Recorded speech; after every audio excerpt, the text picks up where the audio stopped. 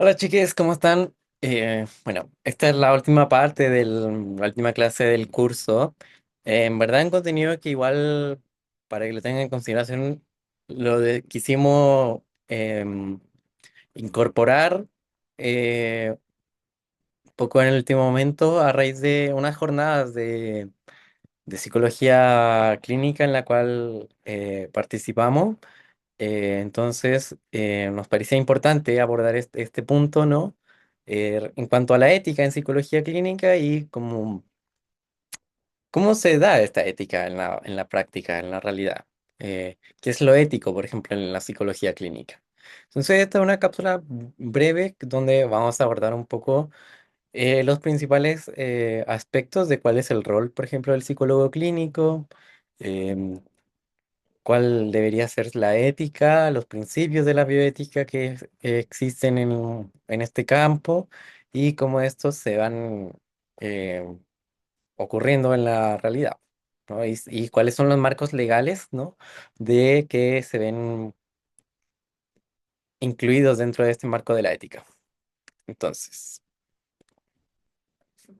primero vamos a hablar de que la psicología debe tener una naturaleza, o al menos desde el enfoque epistemológico que lo vamos a hablar, de que la psicología es una rama científica, ¿no? Entonces debe tener una naturaleza científico-profesional. Es una ciencia social que la psicología también tiene esta gracia que también se intersecta con la ciencia de la salud, sobre todo en esta área más clínica. Entonces es una ciencia profesional la psicología.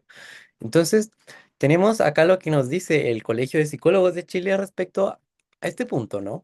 Y nos dice que en su artículo 3 respecto al compromiso profesional y científico, de que eh, los psicólogos debemos promover el compromiso a que la psicología sea un saber científico.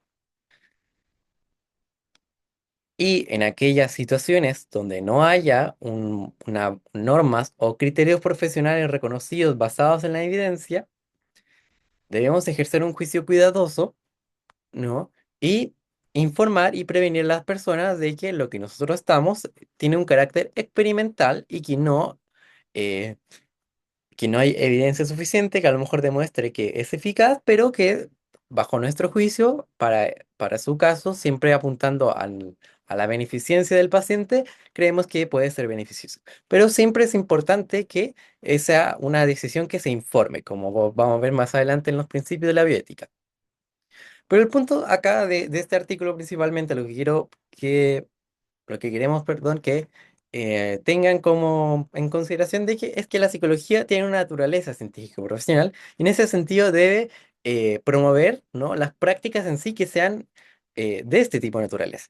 Entonces, por ejemplo, hay ciertas prácticas que no tienen apoyo empírico, como el uso de determinados instrumentos de evaluación psicológica y algunas terapias alternativas, como la homeopatía, la ilusión infinita, el Reiki, la sintonización con la energía universal, flores de Bach, constelaciones familiares, karma de los ancestros, programación neurolingüística. Son todas estas prácticas que podrían caer bajo la denominación de pseudociencia y que no tienen un apoyo empírico que demuestren la mejoría de los pacientes.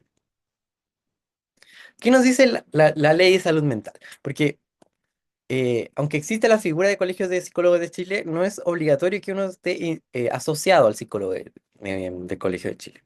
Pero esta ley es una ley como tal, ¿ya? Esto va a aplicar para todos los profesionales de la salud mental. Entonces, la ley de salud mental 21.331 en su artículo 20 nos va a decir que el tratamiento de las personas con enfermedades mentales o trastornos mentales deberá cumplir los estándares que están en este cuadro acá a la derecha. Y bueno, ahí hay diversos artículos que lo pueden revisar ustedes más a detalle, que tienen que ver con que sea en un centro de salud establecido, reconocido por el Estado, que cumpla con la autorización sanitaria, ¿no? Que no haya discriminación. Pero el punto más importante que quiero que ustedes se queden es el inciso 3 del artículo 20, ¿no? Que nos dice que se proporcione a estas personas un tratamiento en base a la mejor evidencia científica disponible y a criterios de costo-efectividad en relación con el mejoramiento de la salud y bienestar integral de la persona. Entonces, ¿qué nos dice la ley, según la ley chilena respecto al abordaje de salud mental? Que tenemos la obligación de proporcionarle el mejor tratamiento con la evidencia científica actual. Bajo esta ley, nos quiere decir que si yo tengo un tratamiento que yo sé que es menos efectivo versus un tratamiento que la evidencia científica muestra que es más efectivo, lo que yo tengo que hacer es proporcionarle al paciente el que tenga la mejor evidencia científica, ¿ya?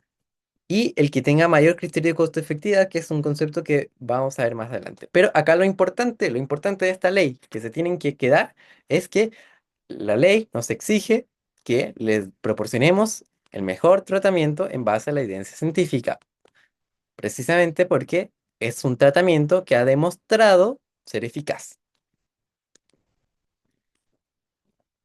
Bueno, un poco más lo mismo, ¿no? De la psicología clínica como una ciencia. Entonces, esto es algo que sale del presidente de la edición de la APA ya hace varios años, ¿no? Eh, de la psicología clínica, que dice que la psicología clínica científica es la única forma legítima y aceptable de psicología clínica. Entonces, él nos, Fall nos dice, los servicios psicológicos no se deben poner al servicio hasta que se describa clara y exactamente la naturaleza del servicio a prestar. Yo no puedo poner al servicio del público un servicio psicológico que yo no sepa, ¿no? O que no esté descrito cuál es su naturaleza, cuál es su modalidad, cuánto dura. Acá no pueden haber como ambigüedades en el sentido de, no, te voy a dar un tratamiento, pero vamos a ir como viendo por ahí nomás, como, no, igual es como, como medio, no, yo voy viendo como un poco sobre la marcha, como lo que va pasando, ¿no? Eso al menos como de la perspectiva de Fall, no se puede hacer, ¿no? No es una forma aceptable de ejercer psicología clínica. Hasta que se establezcan claramente los beneficios esperables, que los beneficios estén apoyados por la evidencia científica, que exista seguridad eh, y que los programas de formación en psicología clínica, su objetivo más importante es que estos profesionales sean formados como competentes científicos y clínicos. Entonces, acá igual voy a dar un ejemplo, como obviamente la salud mental no es lo mismo que la salud física, pero hay ciertas cosas donde sí coinciden y una de las cosas donde coincide es un poco en este carácter más científico.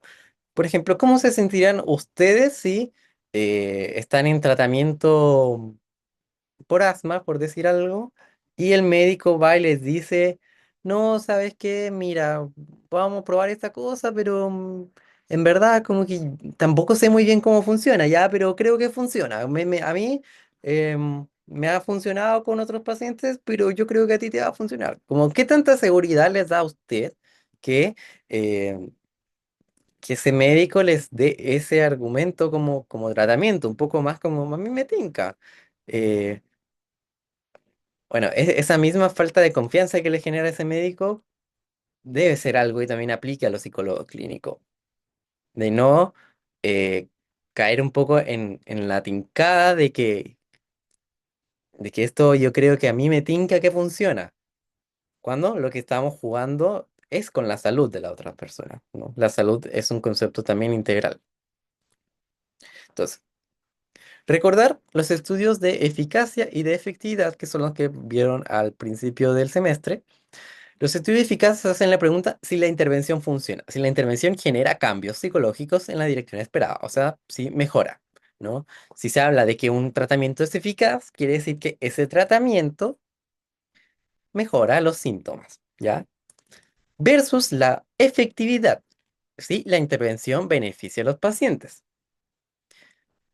La intervención puede producir efectos medibles en amplias poblaciones de pacientes en el contexto clínico real, donde se evalúa el costo-beneficio. Para poner un ejemplo, yo tengo una intervención que muestra de que em, El tratamiento para depresión resistente, no, eh, la terapia que yo he creado ha demostrado ser eficaz. ¿Ya? ¿Y cuánto tiempo pasó para que sea eficaz? No, estuve 3 años en psicoterapia con el paciente y ahí mostró una mejoría significativa. El es- Mi terapia es eficaz, pero ahora, ¿es efectiva? ¿Pueden las personas en su contexto clínico real estar asistiendo 3 años a terapia? ¿Pueden pagar 3 años de terapia? Eh, ¿Tendrán acceso a los medios para estar pagando 3 años de terapia? Entonces, acá es donde vienen los estudios de efectividad y tenemos que también considerar de que una intervención puede ser muy eficaz, pero también puede ser muy cara. Y como es muy cara, no es algo que la mayoría de la población, en el contexto clínico real, en la sociedad chilena en la que estamos, la mayoría de las personas puede acceder. Entonces, acá queremos plantear un problema de las guías clínicas. Eh, las guías clínicas son guías que dan orientaciones respecto al abordaje de diversas enfermedades, tanto de tipo físico como de tipo mental. Y el sistema que se utiliza es el sistema GRADE, que es el que ocupa Chile, la OMS y otras organizaciones del área de la salud. Va a diferenciar los tratamientos en base a la calidad o la certeza de la evidencia. Confianza en que podemos tener en que conocemos los efectos de una intervención y va a tener cierta fuerza de recomendación, ¿ya? Entonces, la fuerza de recomendación quiere decir que tanto yo debería tomar esa orientación que me da la guía versus que tanto no. Entonces, a mayor fuerza de recomendación quiere decir que esa orientación que me da la guía yo la debería seguir para todos o casi todos los pacientes versus una orientación que tenga poca fuerza de recomendación, quiere decir que no hay tanta evidencia que apoye esa decisión, entonces debo considerar otros aspectos más relacionados con los valores, las preferencias y las condiciones clínicas que se dan. Esta es la guía clínica auge para el tratamiento de la depresión en personas mayores de 15 años, ya en mayo de 2017. Tampoco hace tanto tiempo. Entonces, la guía nos dice esto. Si ustedes buscan la guía, les va a aparecer literalmente esto. Recomendación, frecuencia. En personas con depresión, mayores de 18 años, el Ministerio de Salud sugiere realizar psicoterapia de frecuencia semanal en lugar de sesiones irregulares. Fuerza de la recomendación, condicional. ¿Qué quiere decir condicional? Vea usted. En personas con depresión grave, mayores de 18 años, el Ministerio de Salud sugiere no realizar más de 12 sesiones de psicoterapia. Condicional, usted prefiera. En personas con depresión moderada grave, el Ministerio de Salud no sugiere no priorizar la terapia cognitivo-conductual por sobre las demás corrientes psicoterapéuticas. Condicional, en personas con depresión moderada o grave, el Ministerio de Salud sugiere no priorizar la terapia interpersonal por sobre las demás corrientes psicoterapéuticas. Condicional. Entonces, ¿qué opiniones genera, no? A ustedes, hubiese sido entretenido escuchar sus opiniones, no en la clase, pero se los dejo como reflexión en su mente. ¿Qué les parece a ustedes, no? Que sea condicional, por ejemplo, que un paciente con depresión asista irregularmente. ¿Creen ustedes que, por ejemplo, acá sin ni siquiera tener que entrar a la evidencia científica, incluso como un poco por sentido común, como un paciente con depresión, como que quede a la libertad del terapeuta decir como con diagnóstico de depresión, ya acá no estamos en ver si tiene o no tiene, acá estamos seguros de que tiene diagnóstico de depresión.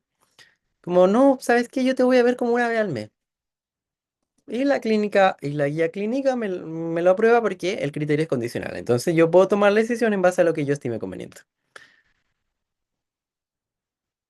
Depresión grave, no. Si yo quiero atenderte 2 sesiones y te curo la depresión, puedo hacerlo, porque la guía dice que la duración de la sesión es condicional, ¿no? Entonces, acá no hay criterio, el criterio queda en el profesional de uno, en el criterio de uno. Ahora, ¿cuál es el criterio que realmente toman los profesionales? ¿Qué tanto ese criterio está basado en prácticas aprobadas por la evidencia, que demuestran que la intervención funciona y que es costo efectiva? Bueno, los estudios que se han preguntado, como, ¿cuáles son los enfoques que toman los psicólogos clínicos? Dicen que la mayoría elige un enfoque terapéutico por la experiencia personal y no por los resultados que éste tenga. Entonces, si yo tengo una experiencia personal y me llama la atención las terapias alternativas, que está bien, acá no estamos jugando, no estamos juzgando los gustos en sí o los intereses, ¿no? Pero em, las muchas terapias alternativas, entiéndase alternativa como Reiki, constelaciones astrales, em, ese tipo de cosas por si acaso, no demuestran tener resultados. Pero como mi experiencia personal me dice que a mí y a mi amigo le ha funcionado, bueno, voy a coger eso. Adicionalmente, también, ¿no? Otras investigaciones muestran em, que los procedimientos que se establece para determinar que una técnica terapéutica sea una buena práctica profesional, quiere decir que lo que estoy haciendo está bien, se basa más en el respaldo de que dicha técnica tenga por la comunidad profesional que por la calidad de las pruebas empíricas. ¿Qué quiere decir esto? Si la comunidad clínica dice, profesional dice, para tratar a un paciente con depresión, tienes que estar un año sentado ahí con él hablando, eso es lo que tienes que hacer. Cuando la evidencia nos demuestra de que se puede mejorar la depresión incluso en 12 sesiones. Entonces, que algo se considere una buena práctica profesional, muchas veces se basa más en las opiniones, en las experiencias que los profesionales tienen, ¿no? En lo que han visto, en cómo ha sido su formación, incluso más, como estudios que demuestran como cuál es la corriente psicológica o sea, la corriente teórica que escogen los estudiantes de clínica. Bueno, depende de qué tan afín se haya sentido con un profe de esa línea. Si a mí me cayó mal un profe que es psicoanalista, es poco probable que coja psicoanalista. Si me cayó bien el profe que es humanista, es más probable que coja humanista, ¿no?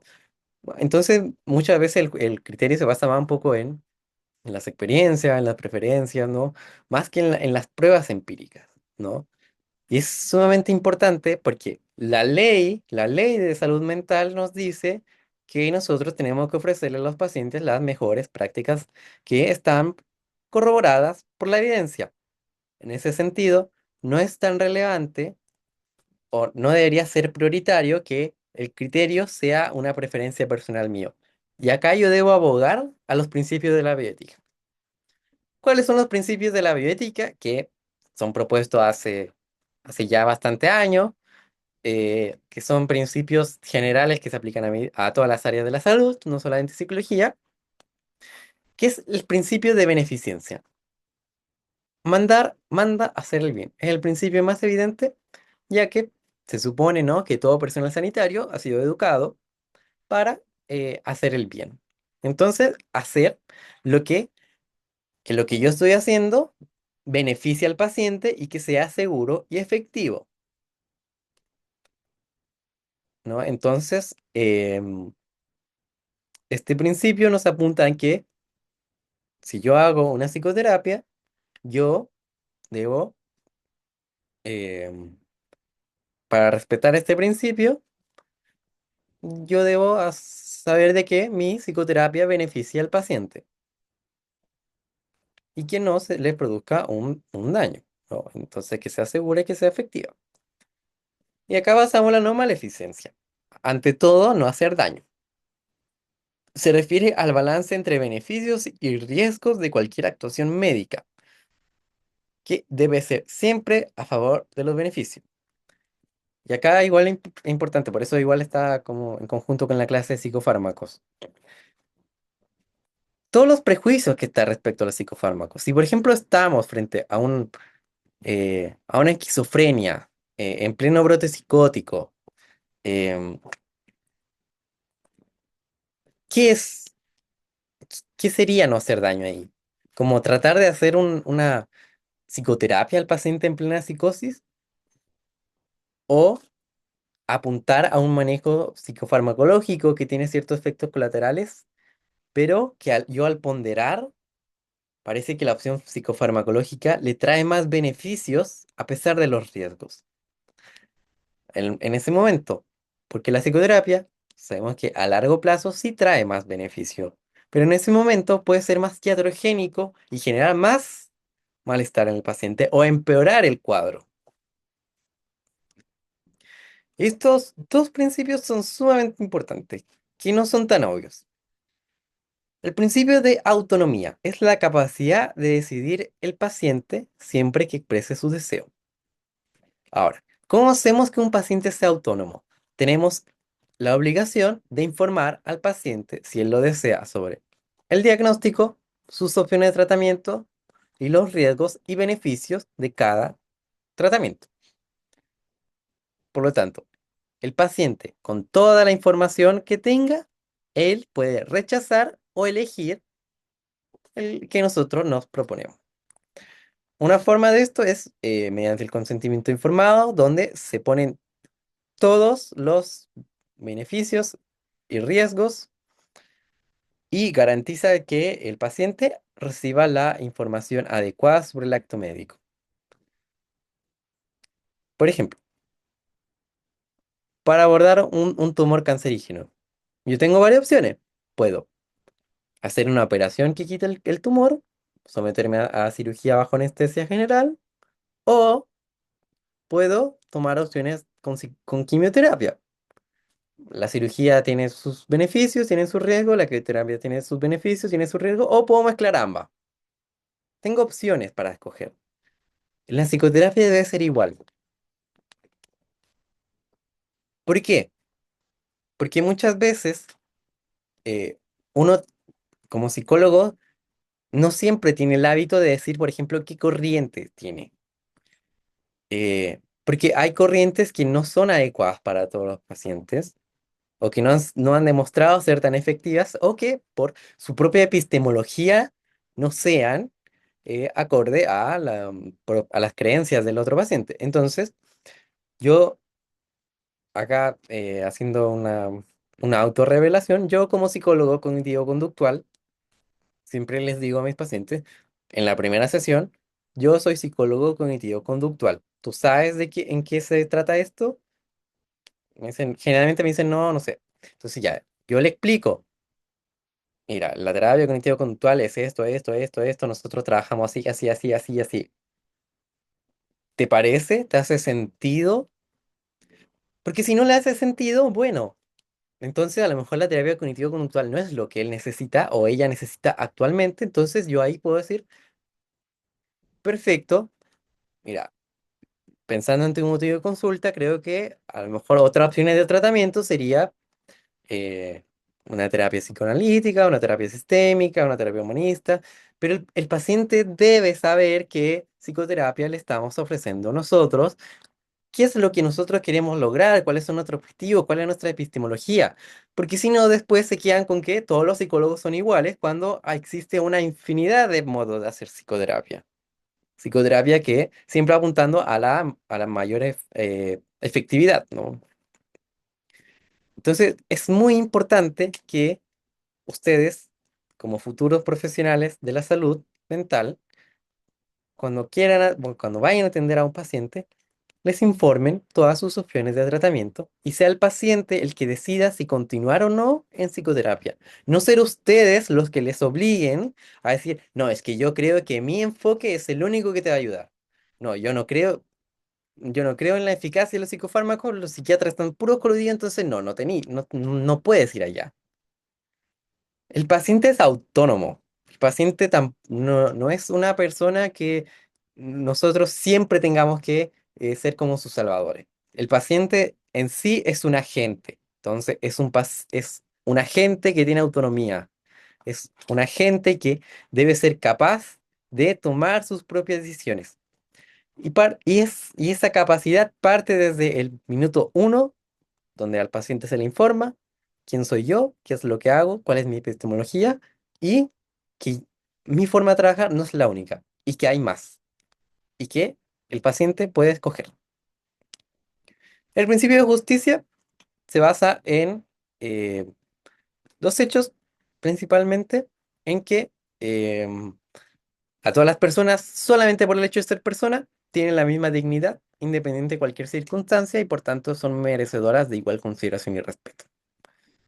Em, Asimismo, hay que luchar por la distribución justa y equitativa de los siempre limitados recursos sanitarios para conseguir el máximo beneficio de la comunidad. Entonces, no hay que negarles apunta un poco a no negarle la atención a un paciente eh, por menos actos discriminatorios. Bueno, eso era todo lo que les quería comentar respecto a la bioética. Obviamente es un tema eh, que genera debate, Vicente Necios genera este debate, pero en clase podemos abrir un foro como para abrir cierta discusión, ¿no? Pero nos interesa, ¿no? Acá hablando como equipo, de que ustedes tengan en consideración qué es lo ético en psicología clínica. Y es apuntar y respetar los principios de la bioética. Apuntar al beneficio del paciente, no ser maleficiente, respetar la autonomía del paciente y ser justo con el paciente. Si ustedes tienen esos cuatro principios claros, yo me doy conforme por haber realizado esta cápsula. Les deseo mucho éxito y cualquier duda que tengan, em, ahí estamos atentos a responderles. Chao, chao.